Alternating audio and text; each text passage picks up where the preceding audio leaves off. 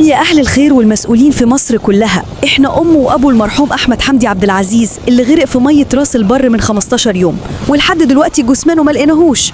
بنناشد أي حد يقدر أو أي مسؤول يقدر يكلف غواصين يدوروا على ابننا تحت البحر.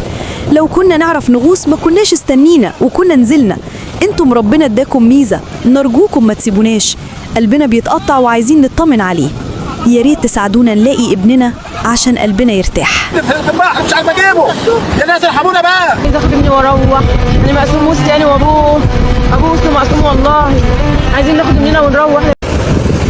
السلام عليكم ورحمه الله وبركاته على جميع اهل راس البر المحترمين. طبعا احنا النهارده اليوم 15 على حادثه الشهيد احمد حمدي غريق راس البر رحمه الله عليه. وطبعا فقيد الشهامه والمرجله، لان احمد كان بينقذ طفل عنده كام سنه حمدي؟ يعني اقل من 10 سنين قريبه. وطبعا راح الشهيد احمد عشان يفدي ابن خالته رحمه الله عليه، ولا يتم الوصول عليه حتى الان. ما زال عمليات البحث مستمره لغايه دلوقتي، وكل يوم احنا دلوقتي متواجدين فريق كابتن محمد الدولار وهناك فريق كابتن ايهاب الملحي.